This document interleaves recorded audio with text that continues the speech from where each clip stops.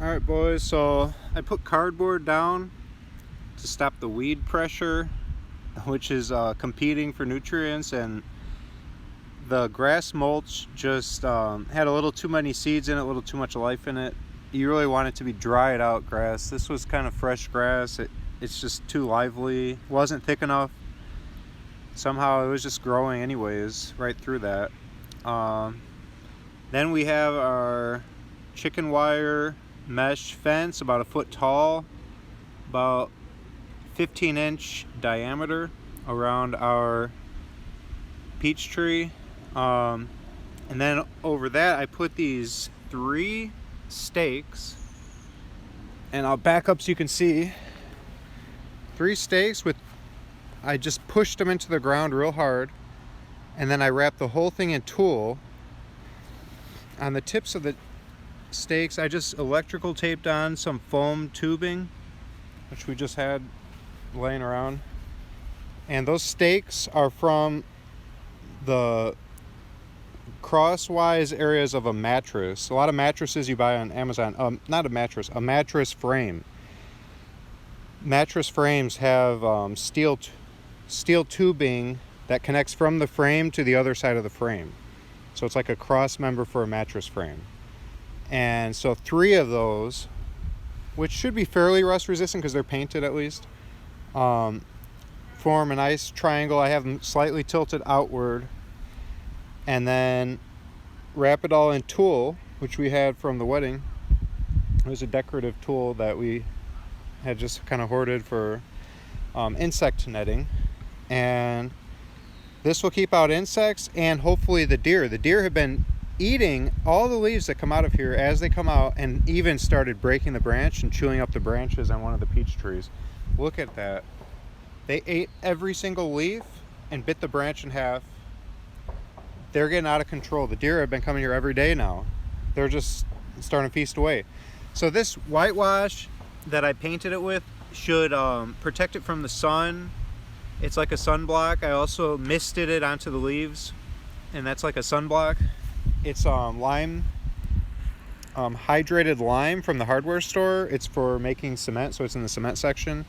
You mix that with water till it's kind of like a watery paint consistency, and you just brush it on. But you want to add in 10% rosemary oil, castor oil, neem oil. You want to add also like 5 or 6% of that 10% to be either dish soap or Castile soap. I chose Castile soap because it has a bunch of other oils in it. I wanted a lot of different types of oils to repel bugs. So you mix in that oil just to repel bugs, make the plant kind of stink and not attract deer and bugs and stuff. So if the deer smells it stinks anyways, and he sees it's a hassle to get to it, he would have to pretty much tear his way through this stuff.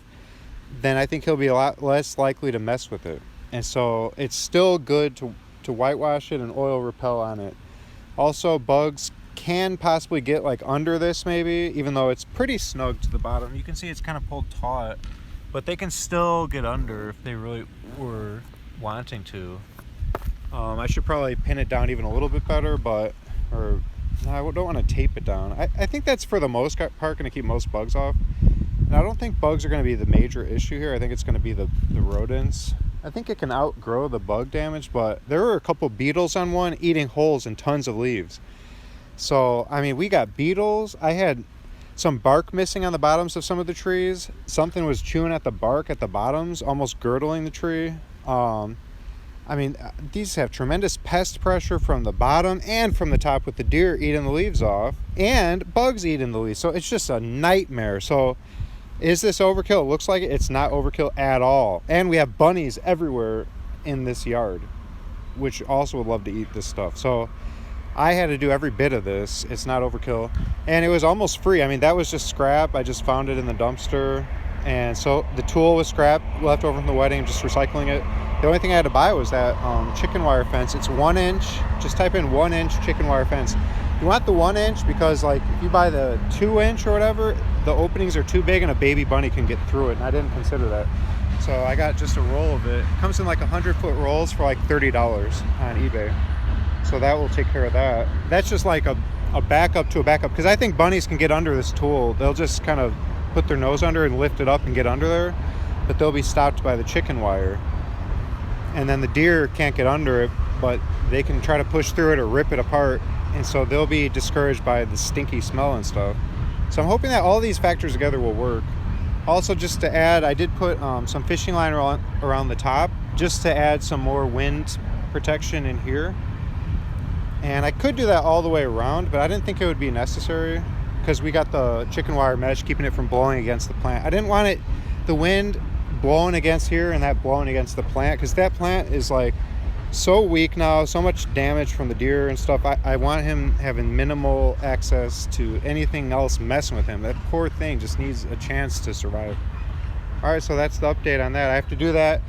I got a bunch of cardboard to cover all these. I have to do that to all these. The deer have you can't even see leaves on the camera. There are some little baby leaves on these too,